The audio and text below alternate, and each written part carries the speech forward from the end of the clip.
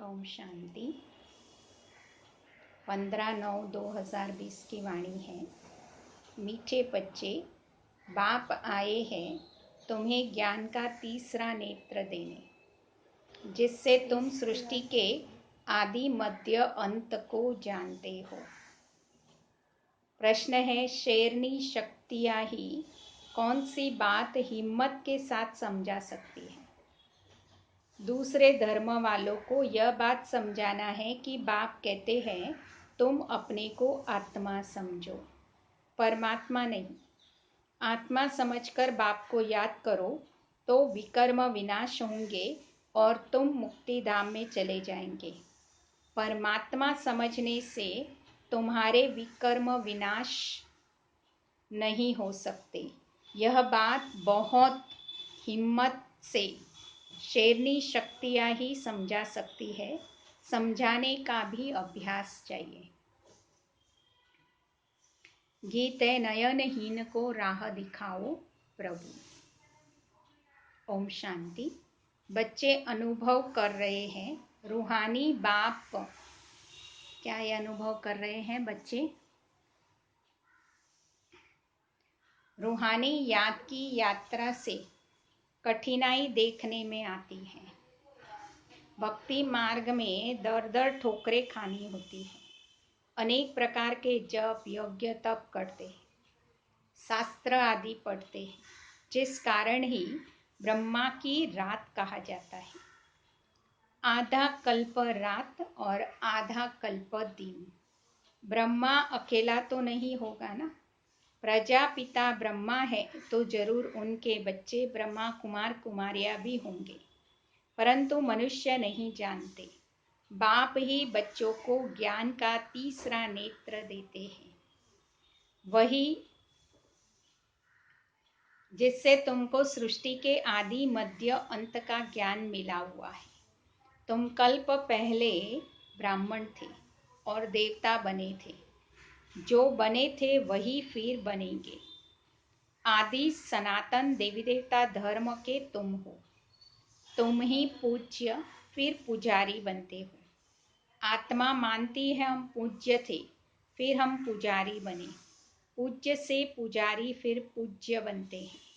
बाबा तो पूज्य पुजारी नहीं बनते।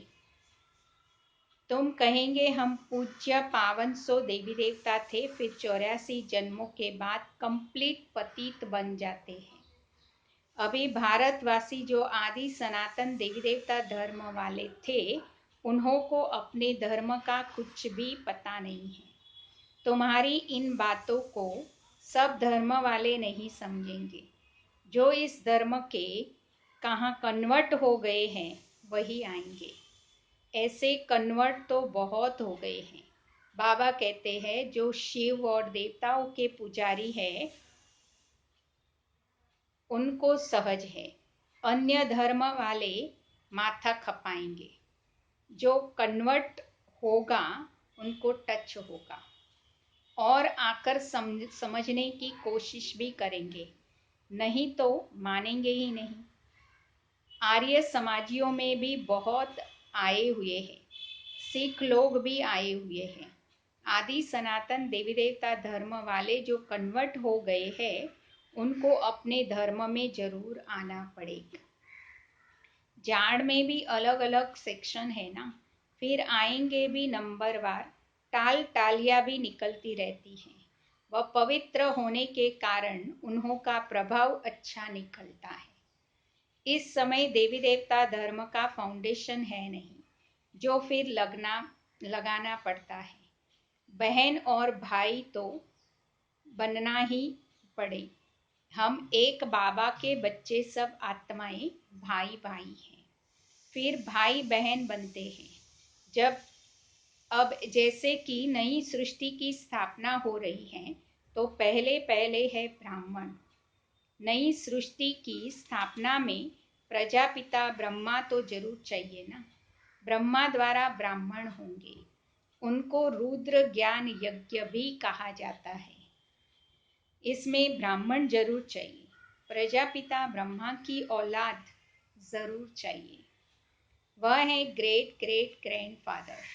ब्राह्मण हैं पहले नंबर में चोटी वाले, आदम बीवी एडम ईव को मानते हैं। इस समय तुम पुजारी से पूज्य बन रहे हो। तुम्हारा सबसे अच्छा यादगार मंदिर कौन सा? देलवाड़ा मंदिर है। नीचे तपस्या में बैठे हैं, ऊपर राजाई, और यहाँ तुम चैतन्य में बैठे हो।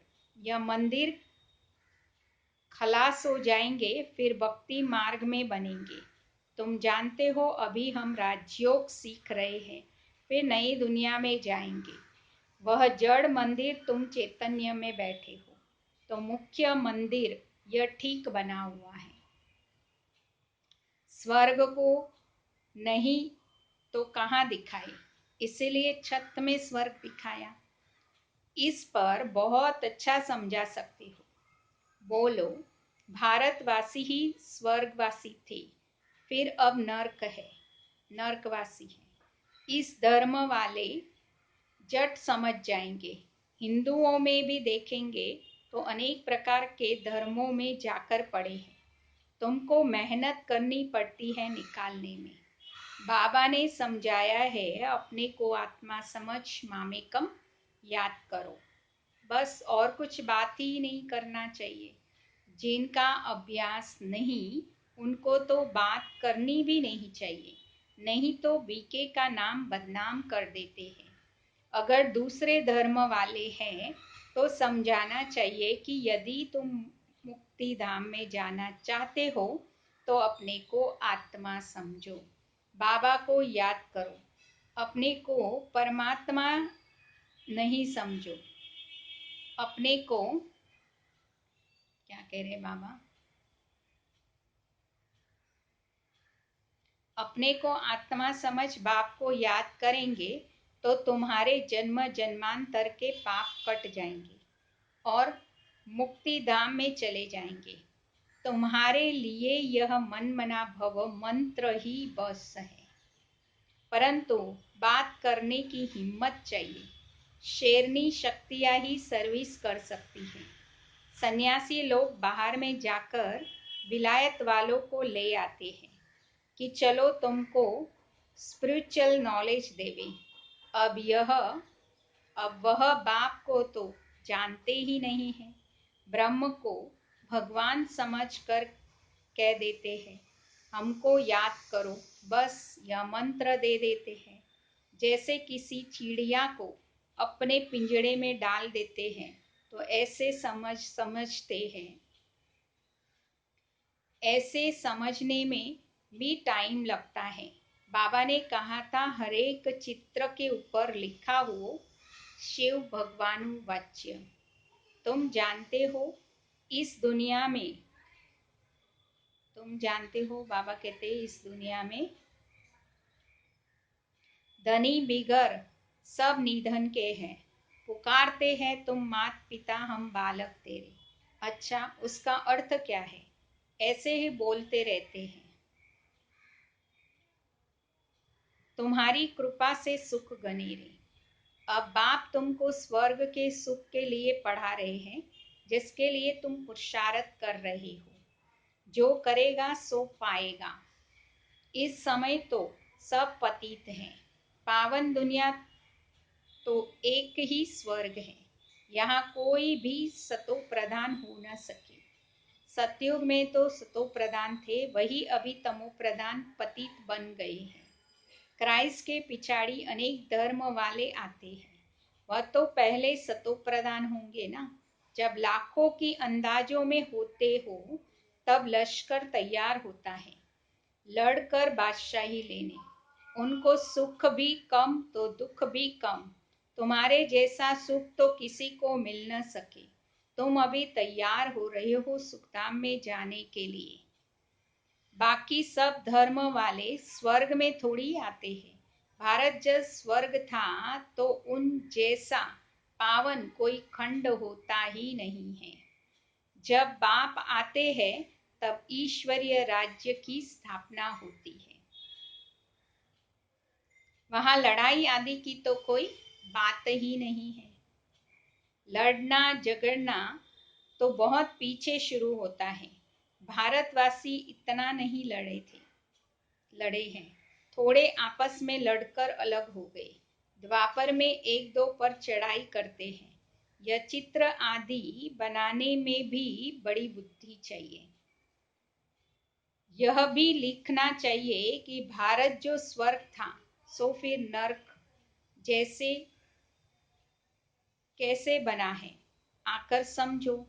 भारतवासी सदगति में थे, अब दुर्गति में है। अब सदगति को पाने के लिए बाबा ही नॉलेज देते हैं। मनुष्यों में यह रूहानी नॉलेज होती ही नहीं है, यह होती है परमपिता परमात्मा में। बाप यह नॉलेज देते हैं आत्माओं को, बाकी सब मनुष्य को देते हैं। शास्त्र भी मनुष्यों के लिखे हैं, मनुष्यों ने पढ़े हैं। यहाँ तो तुम्हें रूहानी बाप पढ़ा रहे हैं, और इस रूह पढ़ती है। पढ़ने वाली तो आत्मा है ना, वह लिखने और पढ़ने वाले मनुष्य ही है। परमात्मा को तो शास्त्र आदि पढ़ने की दरकार नहीं है। बाबा कहते हैं इन शास्त्रों आदि के किसी को भी सद्गति हो नहीं सकती, मुझे ही आकर सबको वापस ले जाना है। अभी तो दुनिया में करोड़ों मनुष्य हैं। सतयुग में जब इन लक्ष्मी नारायण का राज्य था तो सिर्फ 9 लाख थे। बहुत छोटा सा जाड़ होगा। विचार करो, इतनी सब आत्माएं कहाँ गई? ब्रह्म में, पानी में तो नहीं लीन हो गई? वह सब मुक्ति धाम में रहती है। हर एक आत्मा अविनाशी है और उसमें अविनाशी पाठ नूंदा हुआ है जो कभी मिट नहीं सकता। आत्मा विनाश हो न सके, आत्मा तो बिंदी है। बाकी निर्वाण आदि में कोई जाता नहीं है, सबको पाठ बजाना ही है। बस सब आत्माएं आ जाती है, तब मैं आकर सबको ले जाता हूँ पिछाड़ी में ही। बाप का पाठ है नई दुनिया की स्थापना, फिर पुरानी दुनिया का विनाश। यह भी ड्रामा में नूंद है। तुम आर्य समाजियों के झुंड को समझाएंगे तो उनमें कोई इस धर्म वाले होंगे तो उनको टच होगा। बरोबर, यह बात ठीक है। परमात्मा सर्वव्यापी हो सकता? भगवान तो बाप है, उनसे वर्षा मिलता है। कोई आर्य समाजी भी तुम्हारे पास आए ना तो उनको ही सैपलिंग कहा जाता है। तुम समझाते रहो, फिर तुम्हारे कुल का जो होगा वह आ जाएगा। भगवान बाप ही पावन होने की युक्तियां बताते हैं। भगवानु वाच्य है मामेकम याद करो। मैं पतित पावन हूँ, मुझे याद करने से तुम्हारे विकर्म विनाश होंगे और मुक्ति धाम में आ जाएंगे। यह पैगाम सब धर्म वालों के लिए है। बोलो, बाबा कहते हैं देश सहित दे के सब धर्म छोड़ मुझे याद करो तो तुम तमो प्रधान से सतो प्रधान बन जाएंगे। मैं गुजराती हूँ, फलाना हूँ, यह सब छोड़ो। अपने को आत्मा समझो और बाबा को याद करो। यह है योग अग्नि। संभाल कर कदम उठाना है। सब नहीं समझेंगे। बाबा कहते हैं पतित पावन मैं ही हूँ, तुम सब हो पतित। निर्वाण धाम में भी पावन होने बिगड़ आ न सके। रचना के आदि मध्य अंत को समझना है। पूरा समझने से ही उच्च पद पाएंगे। थोड़ी भक्ति की होगी तो थोड़ा ज्ञान समझेंगे, बहुत भक्ति की होगी तो बहुत ज्ञान उठाएंगे। बाबा जो समझाते हैं उनको धारण करना है। वानप्रस्थियों के लिए और ही सहज है। गृहस्थ व्यवहार से किनारा कर लेते हैं। वानप्रस्थ अवस्था 60 वर्ष के बाद होती है। गुरु भी तप करते हैं। आजकल छोटेपन में ही गुरु करा देते हैं, नहीं तो पहले बाप, फिर टीचर, फिर 60 वर्ष के बाद गुरु किया जाता था। सदगति दाता तो एक ही बाप है। और यह अनेक गुरु लोग थोड़ी हैं, यह तो सब पैसे कमाने की युक्तियां हैं। सदगुरु है ही एक, सबकी सदगति करने वाला। तो बाबा कहते हैं तुमको सब वेदों शास्त्रों का सार समझाता हूँ। यह सब है भक्ति मार्ग की सामग्री। सीढ़ी उतरना होता है, ज्ञान, भक्ति, फिर भक्ति का है वैराग्य। जब ज्ञान मिलता है तब भक्ति का वैराग्य होता है। इस पुरानी दुनिया से तुमको वैराग्य आता है होता है। बाकी दुनिया को छोड़ कहाँ जाएंगे? तुम जानते हो यह दुनिया ही खत्म होनी है, इसलिए अब बेहद की दुनिया का संन्यास करना है। पवित्र बनने बिगर घर जा न सके। पवित्र बनने के लिए याद की यात्रा चाहिए। भारत में रक्त की नदियाँ होने के बाद ही फिर दूध की नदियाँ बहेगी।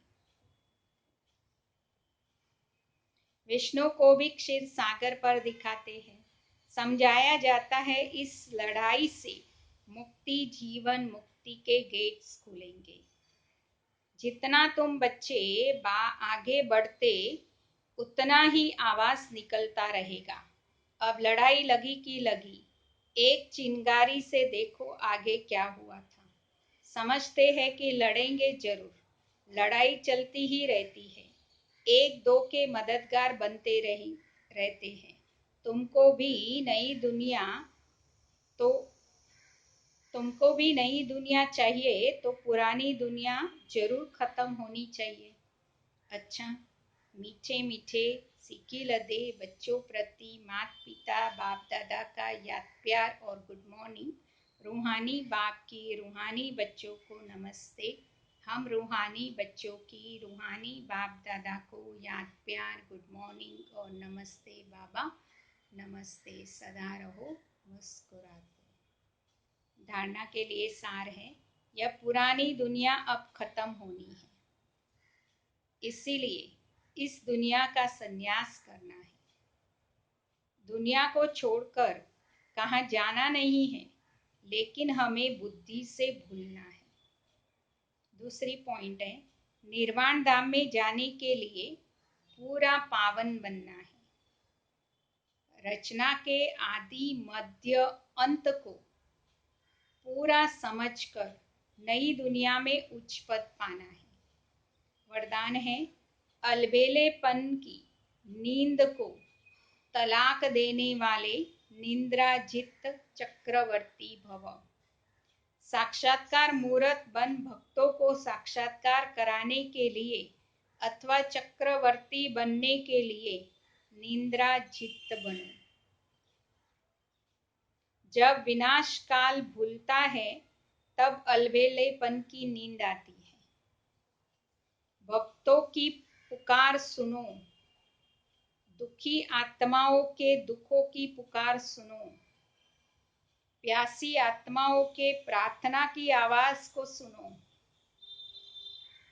तो कभी भी अलबेलेपन की नींद नहीं आएगी। तो अब सदा जागती ज्योत बन अलबेलेपन की नींद को तलाक दो और साक्षात्कार मूर्त बनो। स्लोगन है, तन मन धन, मन वाणी कर्म, किसी भी प्रकार के बाप के कर्तव्य में सहयोगी बनो तो सहज योगी बन जाएंगे। तन मन धन, मन वाणी कर्म, किसी भी प्रकार के बाप के कर्तव्य में सहयोगी बनो तो सहज योगी बन जाएंगे। ये थे आज के बाबा के महावाक्य। अभी हम 2 मिनट बाबा को याद करेंगे।